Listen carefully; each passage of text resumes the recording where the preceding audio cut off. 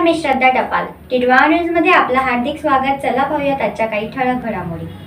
अतिक्रमण विरोधी पथकानं ठाणे महापालिका क्षेत्रातील 124 अनधिकृत बांधकामांवर केली कारवाई. शेड येथील 18 अनधिकृत इमारती पाडल्या.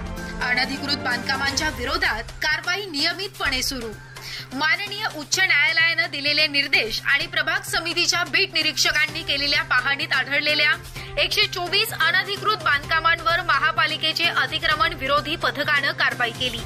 19 जून पासून नियमितपणे ही कारवाई सुरू असून त्यामध्ये शीड येथील एमके कंपाऊंड मधील 18 इमारतींच्या पाडकामांचाही समावेश आहे.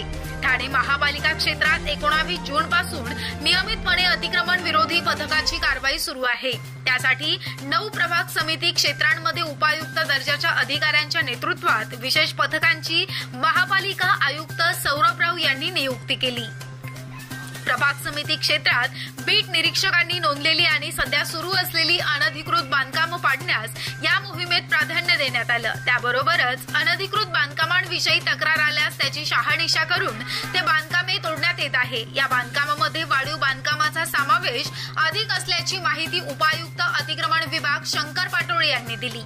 महापालिका क्षेत्रात अनधिकृत चाळी, अनधिकृत बैठी बांधकामे, वाढीव शेड, वाढीव बांधकाम, आरसीसी इमारतीचं बांधकाम, अनधिकृत बंगले, नाल्यालगतचं बांधकाम, आरक्षित भूखंडावरील गोडाऊनचं बांधकाम, अनधिकृत टर्फ या प्रकारच्या बांधकामांवर कारवाई करण्यात आली. ही कारवाई नियमितपणे सुरू राहणार आहे. हरित क्षेत्रातील बांधकामांचा शोध घेऊन त्यावरही कारवाई सुरू आहे.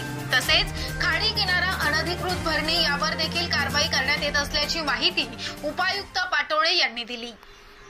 दरम्यान शीड येथील एमके कंपाऊंड येथे माननीय उच्च न्यायालयाच्या आदेशानुसार एकूण 21 इमारतींच्या निष्कासनाची कारवाई सुरू आहे. त्यापैकी 18 इमारती पाडण्यात आल्या. उर्वरित इमारतींच्या निष्कासनाची कारवाई सुरू आहे. परिमंडळ उपायुक्त मनीष जोशी, उपायुक्त शंकर पाटोळे, सचिन सांगळे यांच्या उपस्थित ही कारवाई करण्यात आली. या मोहिमेची अंमलबजावणी आणि प्रत्यक्ष कारवाई यांचा दैनंदिन स्वरूपातील आढावा अतिरिक्त आयुक्त प्रशांत रोडे घेत आहेत.